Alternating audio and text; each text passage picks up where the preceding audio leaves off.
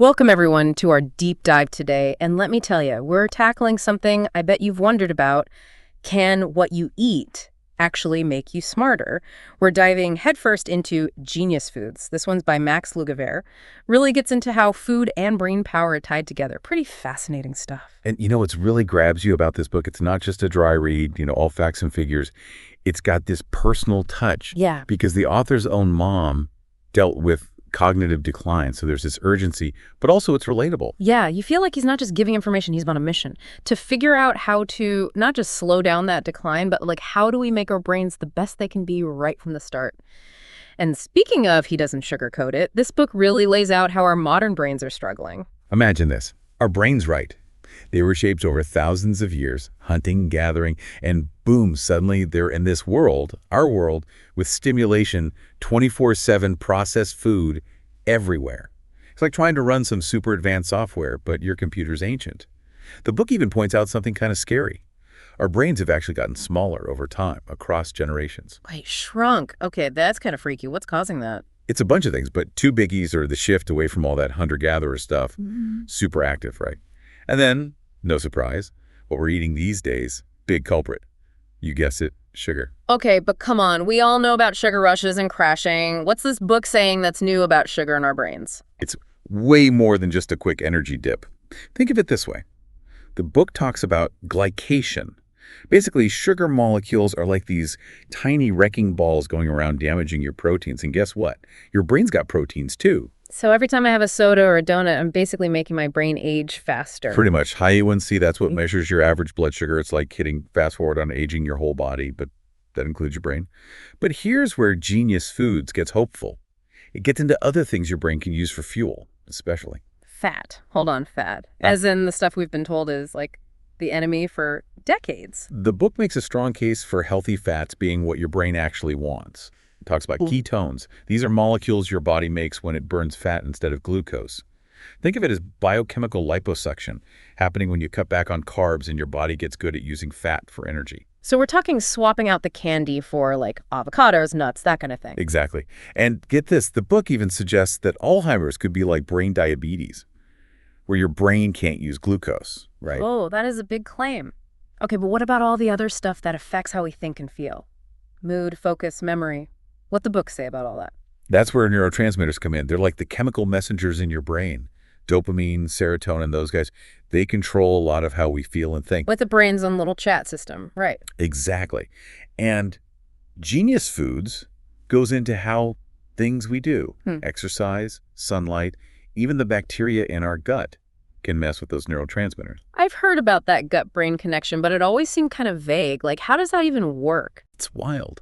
Think of your gut like a second brain. It's got its own nervous system and trillions of bacteria living in there, and they impact everything, even the brain. So you're saying changing what bacteria are in my gut can actually change my mood, my focus? To a huge degree, yeah. Yeah. The book talks about studies showing a healthy gut helps you absorb nutrients better, fights inflammation, even affects serotonin production. Okay, so food affects the gut, gut affects the brain, got it. It's all making sense now. But what about just our genes? Like, are we just born with certain levels of these brain chemicals and that's it? Great question. Let's use dopamine as an example. The motivation molecule, right? This book gets into the COMT gene. This one affects how fast your body breaks down dopamine. Imagine dopamine's like fireworks. Some people, because of their COMT gene, their body's like a super efficient cleanup crew. Fireworks go off, boom, gone. Others, it's like that cruise on coffee break. Those fireworks are lingering. So some people are just wired to get more of that motivation or to hold on to it longer. Exactly. But, and this is key, Genius Foods makes it clear. Genes are the blueprint. But how we live our life, that's the construction crew. We've got more power than we think. So it's not all predetermined. There's hope for those of us who didn't win the motivation gene lottery. Absolutely. The book shows that we've got way more control over our brain health than we realize. That is encouraging. Okay, now what about stress? We all deal with it, but we know it's bad news, especially for our brains.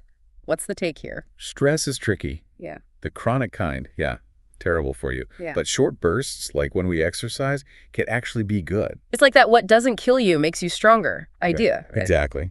The book uses the analogy of heat shock proteins. Exercise, saunas, these things activate them, And they're like little bodyguards for your brain, protecting it from damage. So challenging ourselves, but the right way, can actually make our brains tougher. That's right. Finding that sweet spot where stress helps us grow instead of hurting us, that's the key. Okay, so we've talked about how sugar's like poison, fat can be good, and a little stress is okay, even useful. But this book doesn't just leave us hanging with problems, right? It's got to have solutions. Totally. And this is where it gets really helpful. It's got this whole concept of genius foods. Basically, foods that are packed with what your brain needs to thrive. All right, so what are we talking here? Hit me with the good stuff. What should I be eating if I want to, power up my brain? Think bright colors, lots of them. Like eggs, they're full of choline, that's for memory. Brain cells talking to each other, all good stuff. Extra virgin olive oil, antioxidants galore. Yep. And leafy greens, those got your brain's back, protecting it. These aren't just healthy foods in general. They're like brain food, It's true. We know these are good for us, but this book really spells out how they work, those specific nutrients and what they do in our brains. Right. And here's the best part. It's not about some crazy restrictive diet. The book lays out this genius plan, and it's more about making changes you can stick with, building a lifestyle. So what's the deal with this genius plan? What are the big things? It's got a few parts. First one, cut way back on the refined carbs and sugar sodas, processed snacks, all that got to go. Second thing, embrace those healthy fats we were talking about, avocados, nuts, fatty fish. Those are the building blocks. So it's not just what we eat, but how we eat too, right? Exactly. And that's where the third part comes in. Might sound weird, but trust me, gut health is key. Right, that gut-brain connection we were talking about before. Yep. The Genius Plan is big on fiber, veggies, fruits, whole grains. Got to feed those good bacteria in your gut, and fermented foods too. Sauerkraut, kimchi, yogurt. Those bring in even more of the good guys. It's like we're not just eating or tending a garden, but it's inside us. Yeah, I love that. Speaking to gardens, though, the book brings up something kind of crazy. Could our thing about being super clean all the time be backfiring when it comes to our brains? Wait, really? You mean like all the hand sanitizer, antibacterial, everything? That's it. Our immune systems, back in the day, they were used to way more, dirt. Basically, our ancestors were exposed to microorganisms all the time, the soil, water, food, everywhere. So you're saying that actually made their immune systems stronger? Exactly. It's like our immune systems need to work out too. Being too clean might be making us weaker, more prone to inflammation and all that. And inflammation, that's bad news for our brains. We know that. For sure.